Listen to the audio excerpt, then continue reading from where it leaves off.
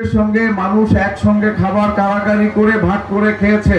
এখানে যাদের বয়স 50, 55, 60 তাদের এই বিষয়গুলো মনে আছে।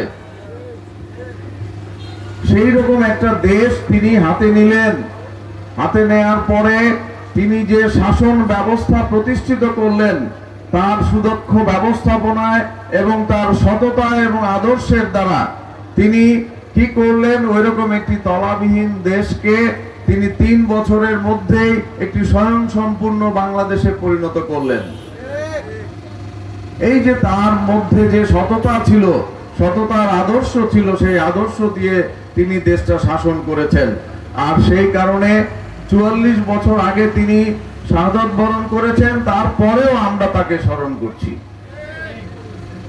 এভাবেই মানুষ বেঁচে থাকে, যুগের পর যুগ, বছরের পর বছর, শত শত বছর মানুষ বেঁচে থাকে। সে নিজে থাকে না, কিন্তু তার আদর্শ থাকে এবং সেই আদর্শ নিয়েই মানুষ তাকে ধারণ করে, সেই আদর্শ তাকে বাঁচিয়ে রাখে। সেই আদর্শের মাধ্যমে তিনি সবার মাঝে একজন আপনজন হয়ে বেঁচে থাকে। আজকে জিয়াউর রহমান যেন আমাদের মধ্যে একজন আপনজন হয়েই বেঁচে আছেন।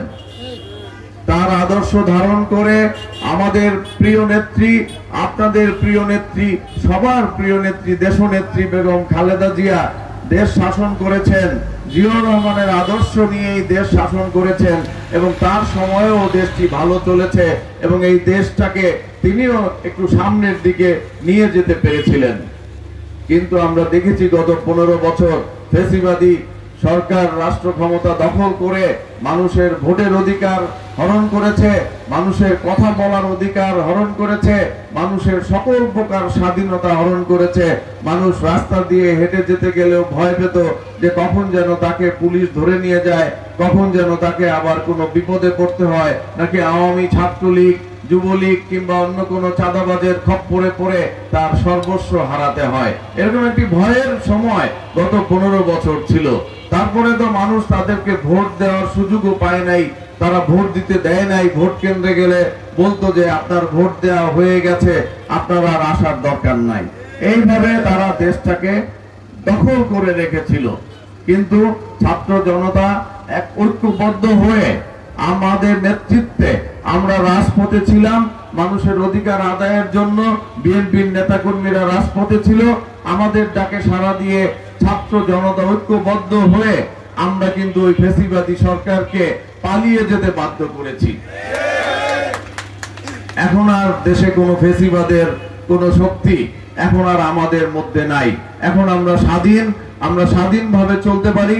এখন আমরা বলতে পারি যে বাংলাদেশ একটি স্বাধীন দেশ। এতদিন স্বাধীন দেশ ছিল, কিন্তু আমাদের মানুষের কোনো স্বাধীনতা ছিল না। মানুষ ভয়ে ভয়ে বাস করত, মানুষ ভয় পেত, তার নিজের বাড়িতে থাকতে ভয় পেত।